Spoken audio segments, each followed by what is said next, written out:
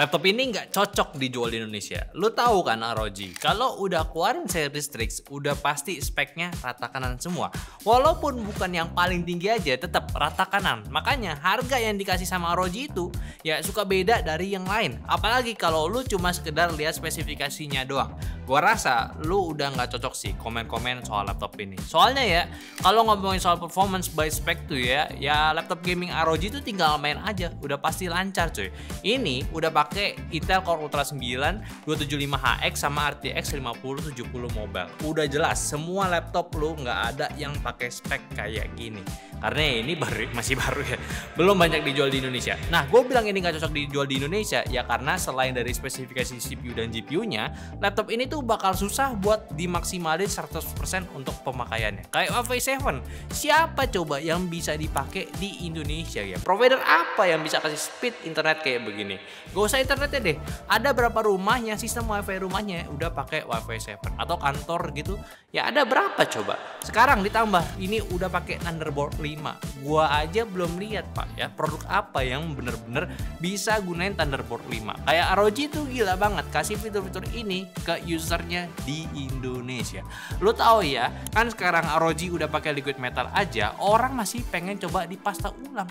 Udah tahu nggak perlu beda kayak thermal pasta biasanya cuy. Ya, makanya sih sebenarnya itu antara ROG terlalu baik kasih semuanya yang baru atau emang nggak tahu orang Indonesia itu tipenya ya laptopnya itu yang sesuai kayak gimana. Cuma ya nggak apa-apa kalau belum tahu karena gue ya salah satu orangnya juga. Gue aja juga baru tahu perlu nanya-nanya soal liquid metal ini perlu diganti atau enggak. Dan pas juga sekarang ROG ini udah 1 dekade ada di Indonesia dan udah jadi gaming brand nomor 1 juga. Udah jelas ya cara mainnya mereka itu mungkin maksud gue nggak mungkin setengah-setengah lah, apalagi dari ekosistem gamingnya mereka juga udah paling lengkap lah. Tapi yang benar-benar bikin ROG Strix G16 ini sangat menarik itu sebenarnya dari desain laptopnya. Lu bisa buka tanpa baut sama sekali, tanpa perlu putar obeng juga. Bahkan untuk SSD-nya udah kayak motherboard PC aja.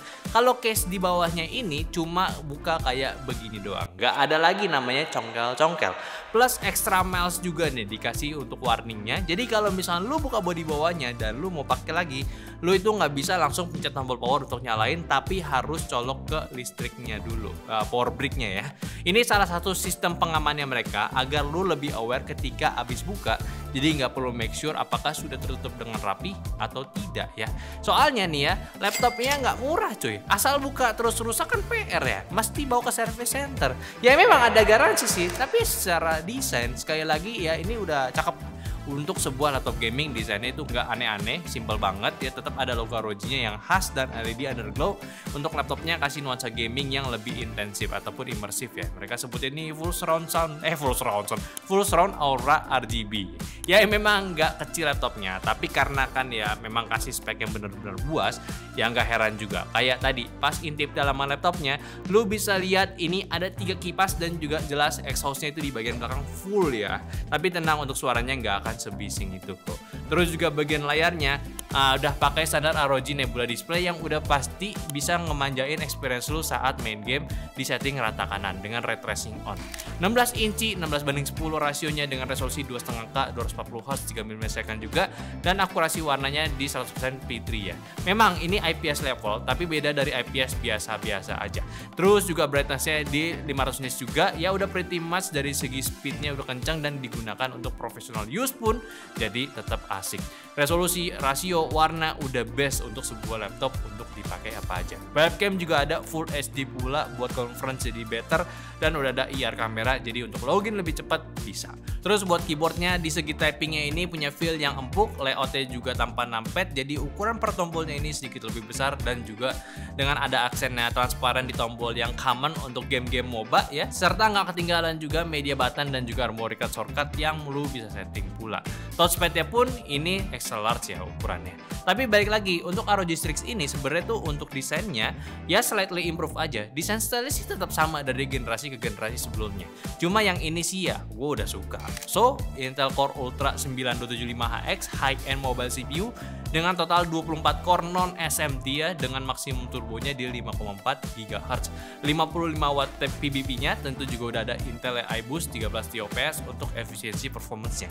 Lalu untuk GPU-nya, discrete-nya Nvidia itu di RTX 5070 Mobile 8 GB, 115 watt, RAM-nya 32 GB, 5600 MB transfer per second, dan juga SSD-nya udah 1 TB punya di PCIe Gen 4 punya, dan juga untuk Windows udah ada di Windows 11 di dalamnya. Jadi secara spek kayak gini sih udah nggak ada yang perlu lagi di-upgrade. Cuma kalau mau ganti RAM dan ganti SSD juga masih bisa. Dan SSD-nya pun masih ada 1 slot kosong buat lu tambahin. Kalau misalkan game lu tuh butuh storage lagi, udah nggak perlu pusing, upgrade sendiri bisa, nggak perlu khawatir soal garansi.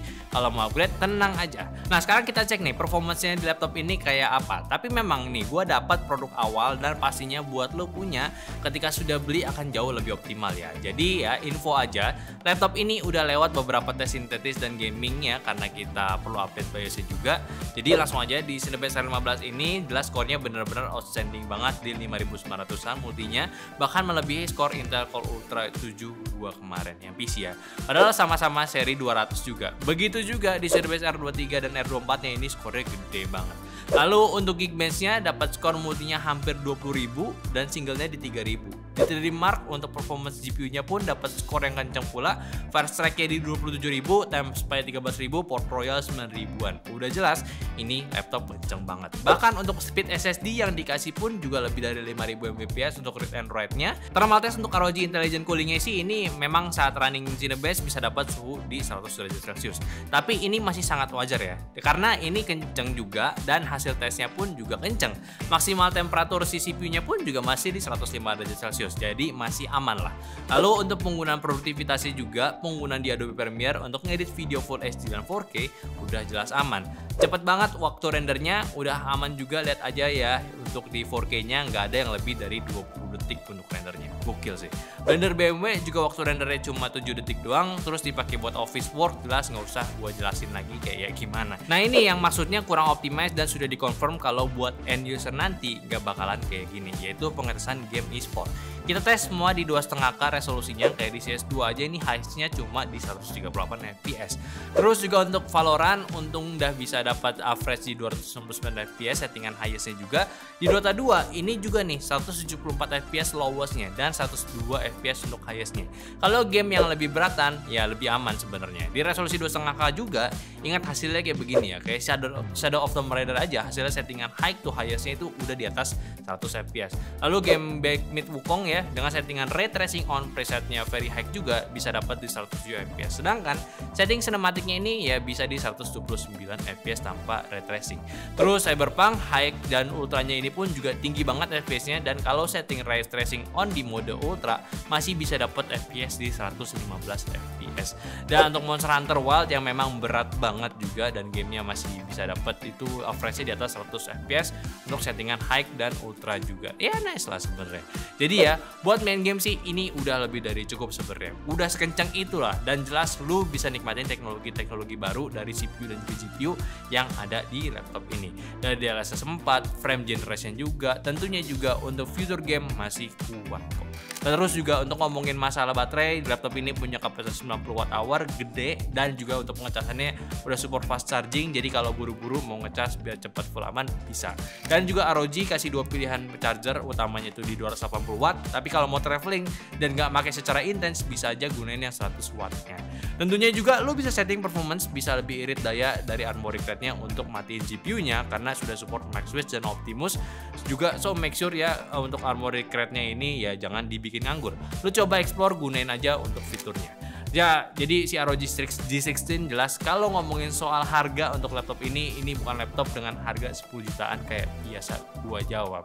Ini laptop high performance buat lo yang memang ngincer more FPS dan tentunya ngejar teknologi terbaru yang ada pada sebuah laptop gaming. Dari teknologi Intel Core Ultra Arrow Lake yang bisa kasih performance tinggi dengan efisiensi yang bagus juga, serta teknologi Nvidia 5000 series yang baru bisa kasih teknologi AI terbaru juga untuk lo main game dengan FPS yang jauh lebih tinggi. Ini benar-benar bisa kasih experience yang beda lah. Maksudnya ya kapan lagi gitu game AAA settingan tinggi dan FPS kencang gitu ya. Ya gue sih puas banget, tapi sekali lagi walaupun ini nggak murah, Gua sih titip pesen aja, yang sabar aja karena kabarnya laptop kayak gini tuh barangnya cepet habis. Banyak yang pesen, gua aja kaget ya.